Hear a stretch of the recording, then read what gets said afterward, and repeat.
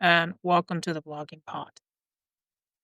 When the Department of Justice released what it labeled raw surveillance video of Jeffrey Epstein's prison cell, few expected that a closer look at the digital file itself would raise more questions than answers. Metadata embedded in the footage exposed a troubling reality. The video had not only been processed using Adobe Premiere Pro, a consumer video editing, but had also been stitched together from at least two separate clips and exported multiple times. This wasn't just a formatting issue. It was a revelation that shattered the expectation of unaltered government evidence. Forensic analysis quickly flagged the choice of software as a red flag.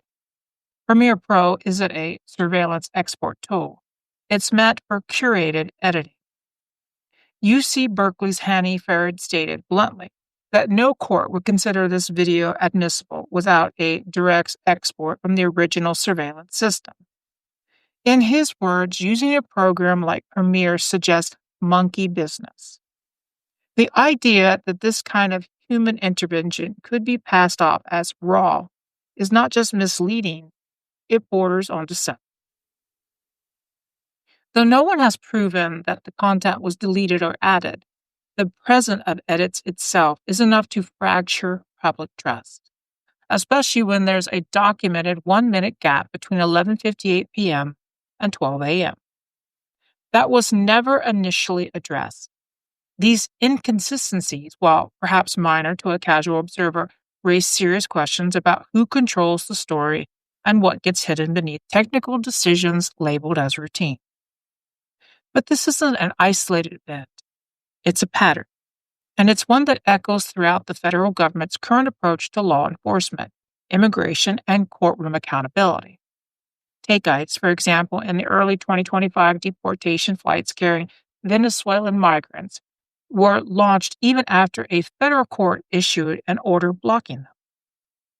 In some cases, ICE moved so fast that migrants were removed from the U.S. soil before judges could stop it.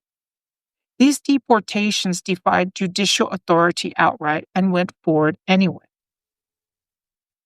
Alongside that, ICE on-the-ground tactics have drawn fire from how enforcement videos are handled. From timestamp manipulation to curated angles, these clips are edited in ways that shape the public's understanding of immigration operations. Arrests without warrants have also been documented at homes and courthouses, further eroding the battery routine, enforcement, and abuse. President Biden's use of executive orders hasn't escaped scrutiny either. His suspension of asylum access, part of a broader crackdown on illegal crossing, was quickly challenged in court. The Families Together parole policy, framed as humanitarian fix, was eventually ruled as lacking proper statutory support. Even policy gestures that seem well-meaning often crumble under the weight of legal review. We've seen this maneuvering before, during this administration's first run in 2018. The Department of Justice abruptly reversed its legal position mid-case in U.S. v. Committee, promoting widespread concern that litigation has been steered by political preference rather than legal principle. And under that same administration, the leadership signed off on subpoenas targeting journalists, raising alarms about renewed threats to press freedom that many believe had been shelved in prior years.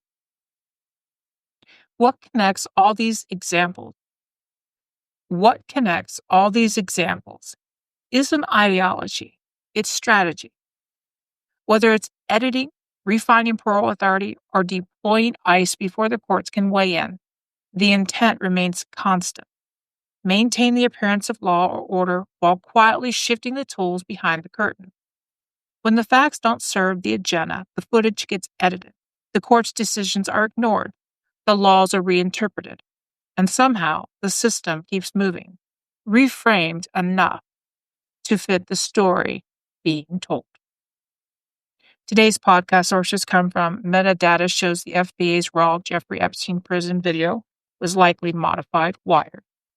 Judge demands light detail as administration defends deportation, Reuters. And the White House marches order that sparked the LA migrant crackdown, Wall Street Journal. Thank you for listening. Until next time, bye-bye for now.